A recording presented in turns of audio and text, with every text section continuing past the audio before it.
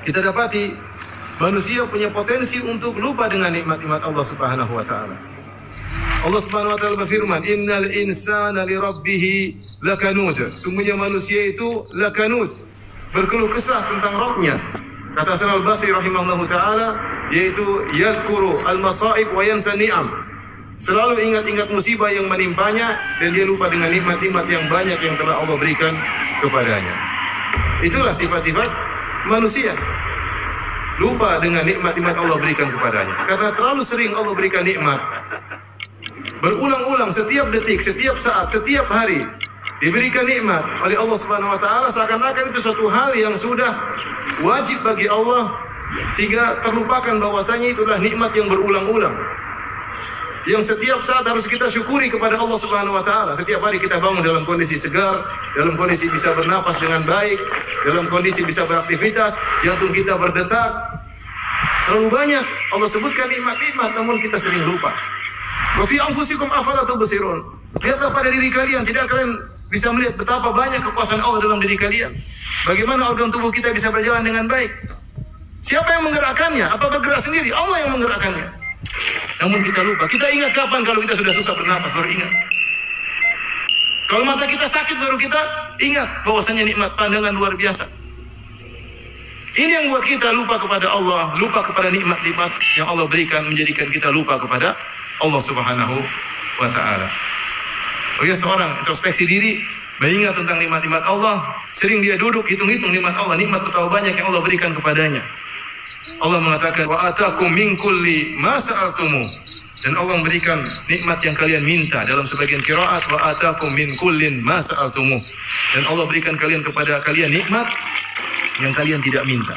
Nikmat yang Allah berikan kepada kita, ada yang kita minta, kita berdoa kepada Allah berikan. Dan betapa banyak nikmat yang Allah berikan kepada kita, kita nggak minta, tapi Allah berikan karena itu kebutuhan kita. Allah lebih tahu kebutuhan kita daripada kita sendiri. Karena ketika kita minta, Allah tidak kabulkan, ketahuilah bahwa itu tidak maslahat bagi kita. Itu tidak maslahat bagi kita. Siapa yang sering mengingat nikmat Allah Subhanahu wa taala, maka dia akan semakin rajin beribadah. Dia tahu bahwasanya dia harus bersyukur kepada Allah Subhanahu wa taala. Ya akhi, kalau ada seorang kasih kita gaji 100 juta per bulan, kita mungkin tunduk taat kepada dia luar biasa. Mau dibangunkan jam 2, jam 3, jam 1 malam kita berangkat. Kenapa? Gaji 100 juta per bulan. Nah, Allah Subhanahu wa taala berikan kita kenikmatan setiap saat, banyak. Tapi kita malas untuk bangun malam.